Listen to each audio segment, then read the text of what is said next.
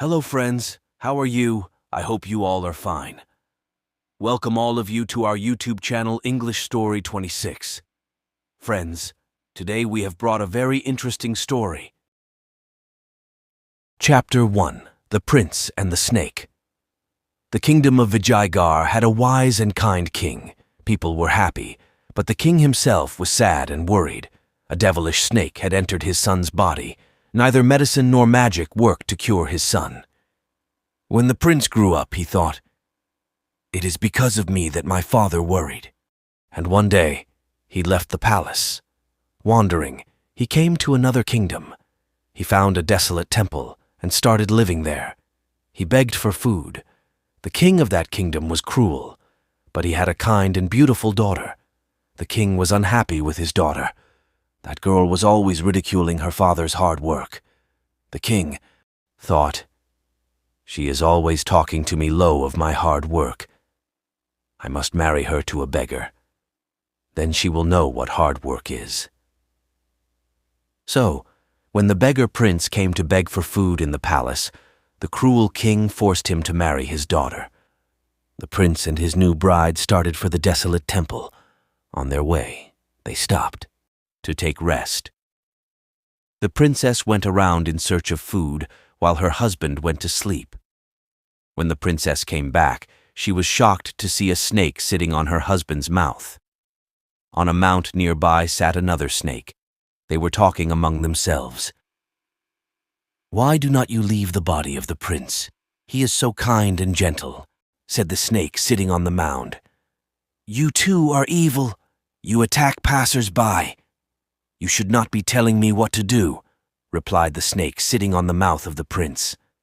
The princess killed both the snakes with all her courage. When her husband woke up, she told him about the two snakes. The prince was happy. Then he told her who he really was. They set off to the prince's palace. The king was delighted to see his son. When the king learned that the devilish snake was killed, his joy knew no bounds. The prince and the princess lived happily for a long time. After a few years, the kingdom celebrated the day on which the royal couple gave birth to twins of one boy and one girl.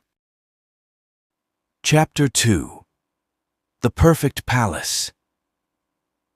Thousands of years ago there lived a king. His people loved him since he looked after their needs well. At the end of every month he would invite some noblemen of his kingdom to analyze his work and advised him.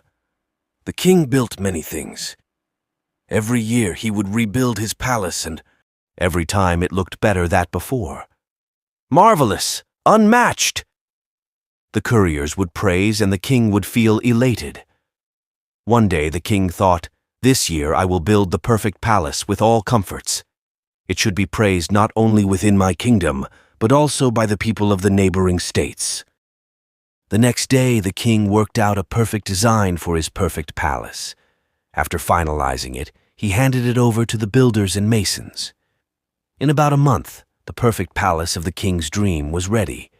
The king invited noblemen of his kingdom, as well as the neighboring states, to get their opinions about the palace. "Unbelievable! Indeed, it is a perfect palace!" cheered the noblemen in unison. But a saint standing in the corner was silent. The king wondered why the saint was silent when everyone was praising his palace. He walked up to the saint and said, "Please tell, O saint, why you are silent. Is not my palace perfect?" The saint replied in a calm voice, "Dear king, your palace is strong and will last forever. It is beautiful but not perfect, since the people living in it are mortals. They are not permanent. Your palace will live forever, but not the people in it. That is why I am silent. Man is born with empty hands, and so does he die." The king thanked the saint for his wise words and never tried to build a perfect palace again. Chapter 3. The Palace and the Hut. King Vikramaditya was known for his justice and kindness. Even God sought his help in setting issues. In his kingdom no one was unhappy. His people loved him and were proud of him. Once the Vikramaditya decided to build a palace on the riverbank. He ordered his ministers to survey the site and start the work. The laborers were put to work, and in a few days the palace was ready.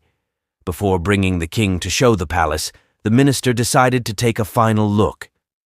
"Splendid!" the minister exclaimed, looking at the palace. Then suddenly his eyes fell on something and he shouted, "What is that?" I did not see. That before. All the laborers and the soldiers turned around. There was a hut just a few steps away from the palace gate. "What is this hut doing here?" shouted the minister and added, "And whom does it belong to?" "Sir, it belongs to an old woman. She has been living here for a long time," replied a soldier. The minister walked up to the hut and spoke to the old lady. "I want to buy your hut. Ask for anything," he said. "I am sorry, sir. I cannot accept your offer. My hut is dearer to me than my life.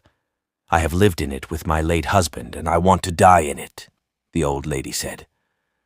The minister tried to tell her that her hut would spoil the charm of the newly constructed palace. But the old lady was strong in her stance, and she was ready to face any consequences and any punishment. She refused to sell her hut to the king.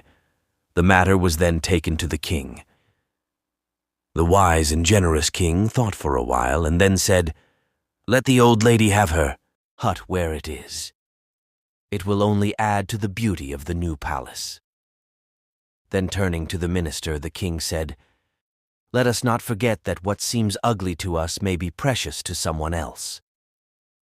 The people then realized why their king was so highly respected by all the people and by all other neighboring kingdoms.